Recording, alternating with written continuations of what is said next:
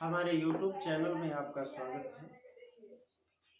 आज हम कक्षा 9 गणित के अंतर्गत चैप्टर नंबर 2 बहुपद का अध्ययन करेंगे। बेटा, बहुपद चैप्टर पढ़ने से पहले हम जान लेते हैं कि राशियां कितनी होती हैं।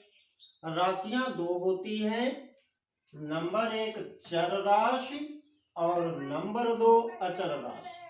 चर राशि ऐसी राशियां जिनके मान अनिश्चित हो, कहने का मतलब निश्चित न हो, उनको हम चर राशि कहते हैं। या यूं कह लें, हम अक्षर संख्याओं को चर राशि कहते हैं, जैसे x, y, z इत्यादि।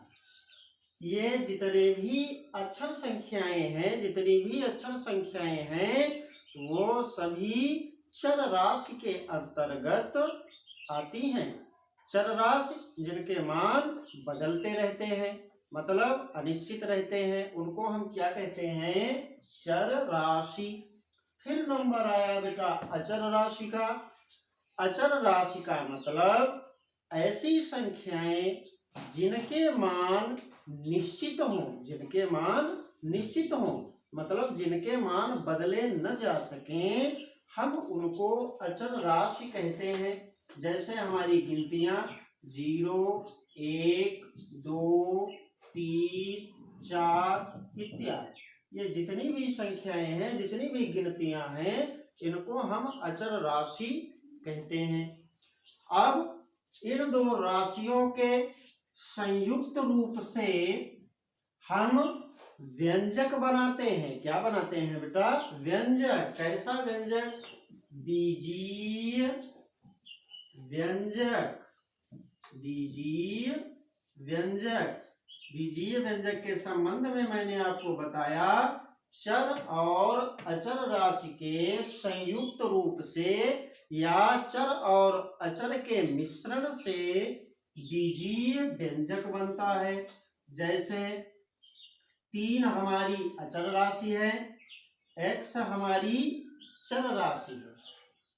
दोनों के मिश्रण से या दोनों के संयुक्त रूप से 3x क्या बना बेटा? हमारा बीजीय व्यंजक बन गया। फिर नंबर आता है हमारे बहुपद का। अब हम बहुपद के विषय में जान लेते हैं। ऐसा व्यंजक, बहुपद के विषय में बेटा, ऐसा व्यंजक जिसकी अधिकतम घात,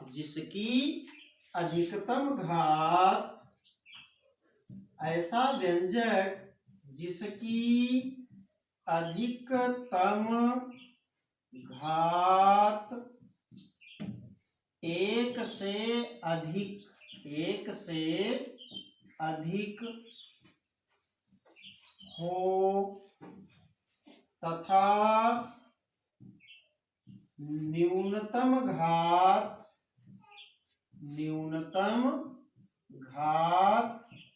एक से कम न हो, उसे हम बहुपद कहते हैं। अधिकतम घात 1 से ज्यादा होनी चाहिए और न्यूनतम घात 1 से कम नहीं होनी चाहिए। अब हम अपनी एक्सरसाइज प्रारंभ करते हैं। प्रश्नावली 2.1 के पहले सवाल में बताया गया बेटा, निम्नलिखित व्यंजकों में कौन कौन से एक चर में बहुपद है और कौन कौन नहीं है? कारण के साथ उत्तर दीजिए। जैसे पहले पार्ट में लिखा गया बेटा 4x² - 3x + 7, हमको यहाँ दिखता है बेटा चर राशि का नाम है x और पावर चर राशि पे ही होती है, तो हम लिखेंगे बेटा में चर x की अधिकतम घात, ज्यादा से ज्यादा अधिकतम घात कितनी है? 2। अधिकतम घात बराबर 2। अच्छा, न्यूनतम घात कितनी है बेटा, न्यूनतम घात बराबर, यहाँ पे देखिए 3x लिखा है, x के ऊपर पावर नहीं दिख रही है लेकिन इसके ऊपर पावर 1 है। कितनी है बेटा, 1 है। अब ध्यान देंगे बेटा, ये हमारे बहुपद की शर्त को पूरा कर रहा है। बहुपद की शर्त में बताया गया अधिकतम घात 1 से ज्यादा होनी चाहिए, 2 है, न्यूनतम घात 1 से कम नहीं होनी चाहिए, 1 है। अतः हम लिख सकते हैं बेटा यह, अतः यह एक चर में बहुपद है। अतः यह एक चर में बहुपद है। पहला पार्ट आपका सॉल्व हो गया। दूसरे पार्ट में बता दिया गया बेटा y² प्लस 2, यहाँ चर का नाम है बेटा y, हम लिखेंगे में चर y की अधिकतम घात, y की अधिकतम घात 2 है, जो धनात्मक है, जो धनात्मक है। अतः हम कह सकते हैं बेटा यह एक चर में बहुपद है। हमारा दूसरा पार्ट सॉल्व हो गया। तीसरे पार्ट में देखते हैं 3√t प्लस t√2, इसको हम थोड़ा सही करेंगे बेटा। लिखा है 3√t, यहाँ पे √t का मतलब हुआ t की पावर 1/2, t की पावर 1/2 और प्लस t√2।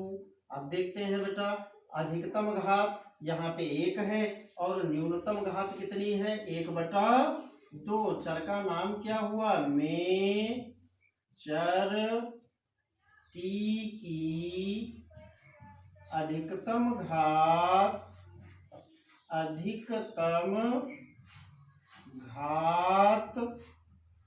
1 तथा, क्योंकि 1/2 से 1 ज्यादा होता है बेटा, तथा न्यूनतम घात 1/2 है, जो हमारे बहुपद की शर्त को पूरा नहीं करता है, क्योंकि अधिकतम घात 1 से ज्यादा होनी चाहिए, ये तो अधिकतम 1 ही रह गई। न्यूनतम घात 1 से कम नहीं होनी चाहिए, 1 से कम 1/2 है। तो हम लिख सकते हैं बेटा अतः यह एक चर में बहुपद नहीं है। इसी प्रकार से पार्ट नंबर 4 में दिया गया y प्लस 2/y, इसको हम थोड़ा व्यवस्थित करेंगे बेटा। y प्लस 2, यहाँ 2/y का मतलब ये हुआ कि जब हम y को ऊपर लाएंगे तो इसकी पावर माइनस में हो जाएगी। अच्छा, बटे में y की पावर कितनी है, 1। जब हम इसको ऊपर लेके आए बेटा तो कैसे लिख देंगे, y की पावर -1। अब चर का नाम क्या है बेटा, हम लिखते हैं चर y की अधिकतम घात,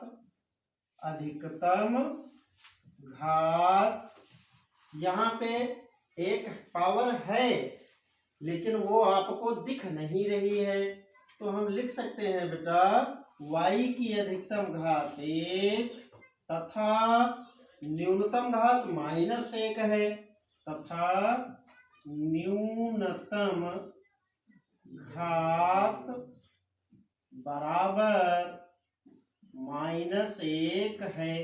यह भी हमारे बहुपद की शर्तों को पूरा नहीं कर रहा है। अधिकतम 1 से ज्यादा होनी चाहिए, 1 ही रह गई। न्यूनतम 1 से कम नहीं होनी चाहिए, -1 हो गई। अतः यह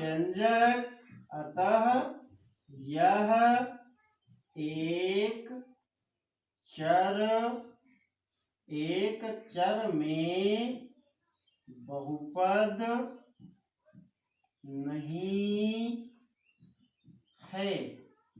बचा आपका पार्ट लास्ट, x की पावर 10 प्लस y की पावर 3 प्लस t की पावर 50। हमसे पूछा जा रहा है बेटा एक चर में बहुपद, लेकिन यहाँ तो चर हो गए 3। कौन कौन से? x, y, t। तो प्रथम दृष्टि में ही यह एक चर में बहुपद नहीं है। हम लिख सकते हैं में चर x, y तथा t हैं, जिनकी संख्या तो 3 हो गई। तो हम लिख सकते हैं बेटा अतः यह एक चर में बहुपद नहीं है। ये आपका 5वां पार्ट हो गया। आप सभी से अनुरोध है हमारे चैनल को सब्सक्राइब करें और बेल आइकन को अवश्य दबाएं, ताकि जितने भी हमारे वीडियो अपलोड किए जाएं वो आपके पास डायरेक्टली पहुंचें।